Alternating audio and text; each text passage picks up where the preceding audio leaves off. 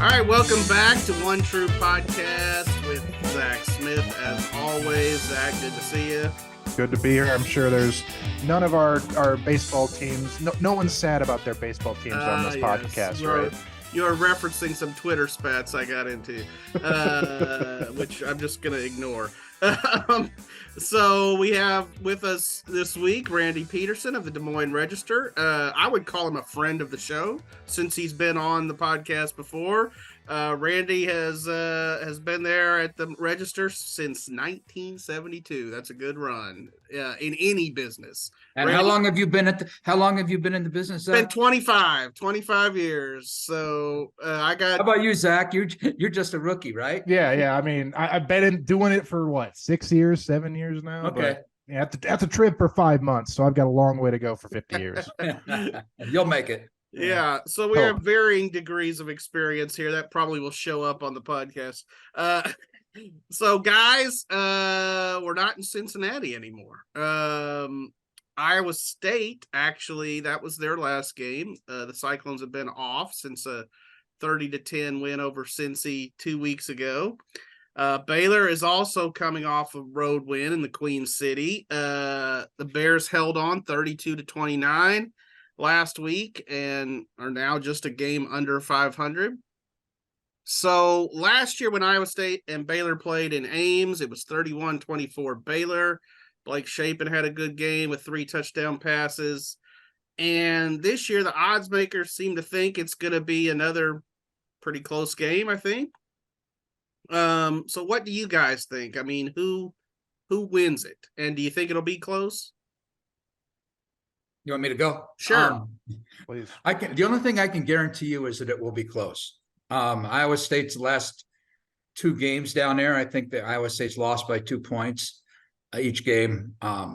So yeah, that's Iowa State's MO is to play close games, whether they've got good teams or so-so teams, which I would call this year's team so-so. I wouldn't have done that a month ago. I just called this year's team bad after losing at Ohio.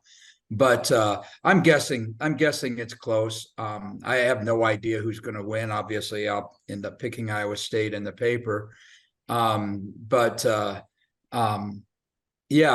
State's playing its best ball of the year right now, winning 3 out of the last 4, and they finally figured out that they can't try to rush the ball all the time because that doesn't work.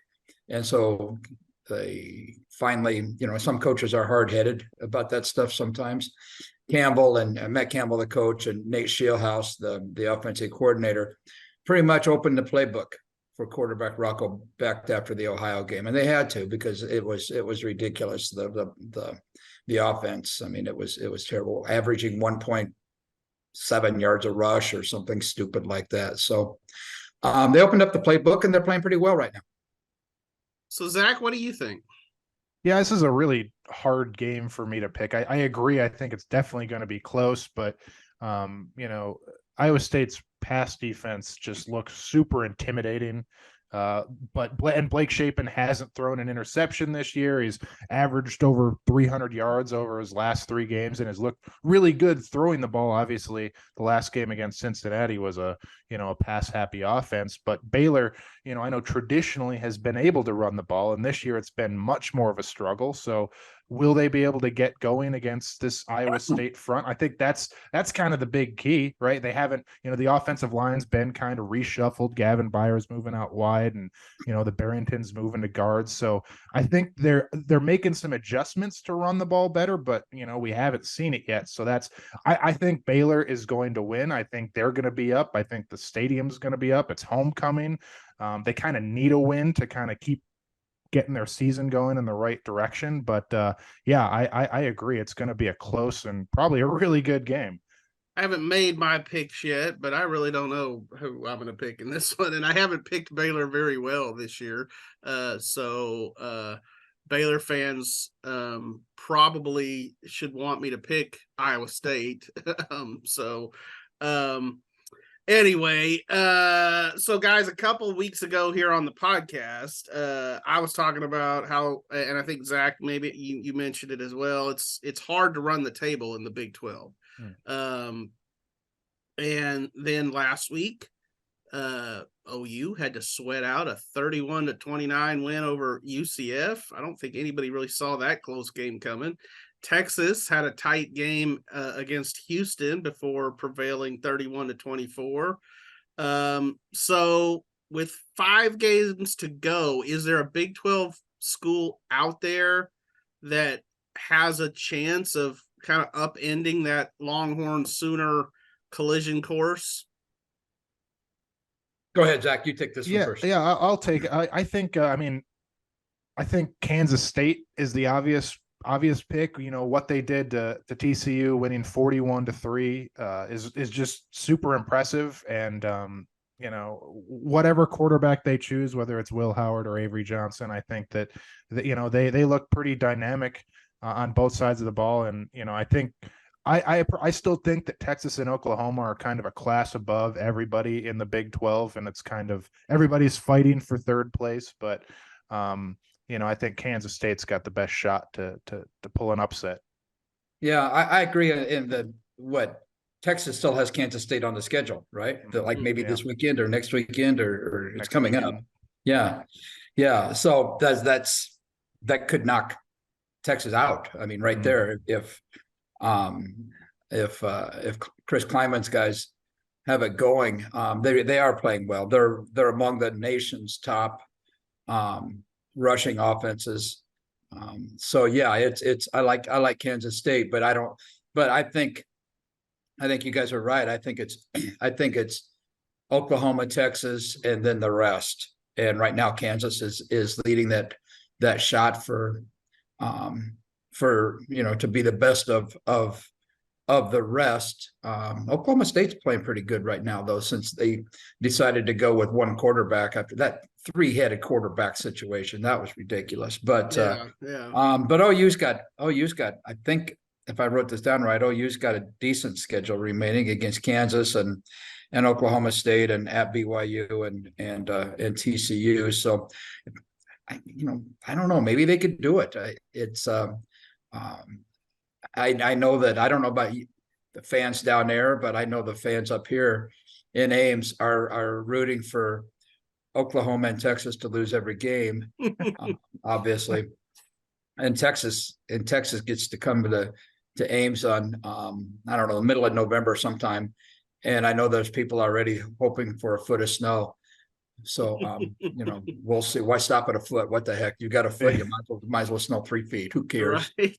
But yeah, but I think you guys are right. I think it's the battle is for third place, and you know, we'll just have to see how that shakes out. You mentioned Oklahoma State, and that was going to be the team I kind of mentioned. I always have such respect for Mike Gundy's program. I feel like they've been pretty consistent over the last, 15, years or so. But I also feel like they're a little bit like the Buffalo Bills of the Big 12 in that, they just can't seem to, clear that hump. They played Baylor in the Big 12 championship game 2 years ago. Obviously, it came down to the literal wire with Baylor, with an Oklahoma State guy stretching out for the end zone and Baylor stopping him at the 1 inch line. That was about as close as you can get. But they're surging. I mean, they lost to Iowa State, but they haven't lost in the Big 12 since. And I don't know. I mean, OU always seems to have their number. That's the thing. And so that'll be an interesting Bedlam game for sure. I want to circle back to Iowa State for a second. Randy, it's kind of been a recurring theme ever since Matt Campbell got to Ames, but his name pops up a lot with different jobs. And most recently, I guess it's the Michigan State job. So what do you think the likelihood that Campbell moves on is at this point? Well, before this season, actually before the last 4 games, I was of the mindset that what major jobs would be coming after Matt Campbell, even because 2 years ago, they were 7, and Iowa State was 7-6 with the best roster of players that Iowa State's ever had. 4 guys got drafted, including a guy named Brock Purdy, who will darn near quarterbacked the 49ers into the Super Bowl last year. And so, but they only went 7-6 with that roster. Last year, 4-8, including 4-8, including winning just 1 game in the Big 12. So before the last, into the first month of this season, I'm thinking to myself that well, I guess I won't be writing Matt Campbell to progress to school X, Y, or Z for a while, because nobody's going to be certainly some of the shine has gone off, but lo and behold, with the youngest team he's ever had, regardless at Iowa State or when he was at Toledo, and it is a very young team. I think they may only start 5 seniors, something like that, but they're playing pretty well. He's got them playing very well, and like I said earlier, he's not been hard-headed like a lot of coaches, so he has loosened up the playbook to take advantage of the passing game, essentially, with Rocco back. So yeah, I think if Iowa State doesn't peter out during the last 5 games, and I'm not saying win every one of them, but maybe win 3 of the next 5, whatever.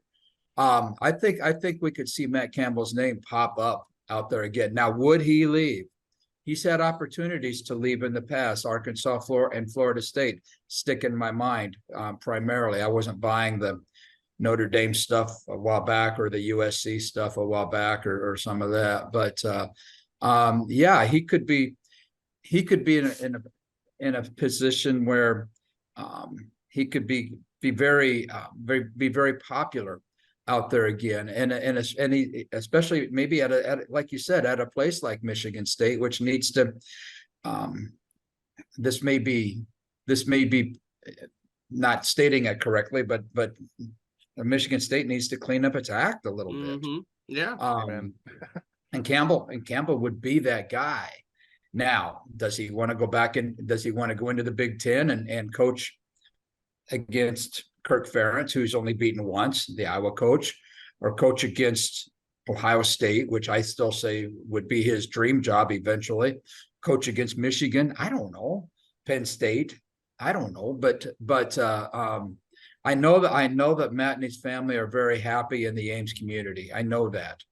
And the fact that Matt kind of, he told me this once, and I wrote it a while back, he kind of likes to cook breakfast for his kids before school when they go to school. So I mean, and it's not like he doesn't get into the office at 7 o'clock in the morning like all coaches do, or earlier, but he's got his priorities in the right spot. But the whole money thing, money talks, and if Michigan State or anybody like that would come throw a ton of money at him, Penn State, if something happens up there, or I don't know, somebody throws a lot of money at him, I mean, you certainly have to think about it. So I think if Iowa State does well towards the rest of the game, I think that's certainly on the table, at least the conversation. Right. I think when we talked last year on the pod, I think we were asking a little bit about, is the shine off of Matt Campbell? Yeah. And so it is kind of interesting, the resurgence, and it almost, the way you were describing it there, it almost sounded like Matt Campbell is Baylor's Scott Drew. It's a different sport. Yeah. But Scott, he's another guy that's had opportunities to leave and has just stuck around. He's built a really strong basketball program, and they're a contender every year. So and he, I think he likes the vibe and what he's built here at Baylor. Zach, you're a Michigan State alum. That's right. Right. If I'm gonna hear this, if Matt Campbell decided, okay, I will take the Spartans job, I mean, would you give that one a big thumbs up? Oh, heck yeah. I mean, if I'm looking at it with a little bit green and white tinted glasses, like he's tops my list above Elko, right, from Duke, above all the names out there. I think Michigan State and Iowa State are, in my opinion, very similar, except for, Michigan State has more money and can, like you said, money talks. I just think that, Brock Purdy and Breece Hall, guys like that, remind me a lot of like Kirk Cousins and Le'Veon Bell for Michigan State back in the day. 3-star guys that got into college that were probably under recruited and were kind of developed in college and have gone on to have pretty good NFL careers. And I think Matt Campbell has proven he can do that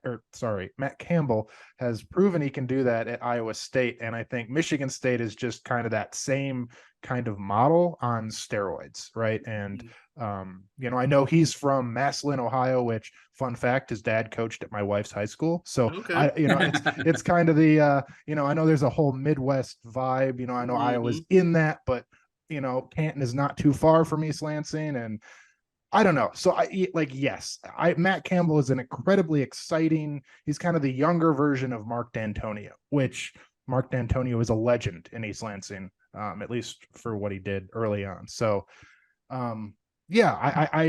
if he loves Ames, like, I can't fault him for wanting to stay and cook breakfast for his family. That's very noble. But if he wants to come to East Lansing, I think he'd be welcomed with open arms.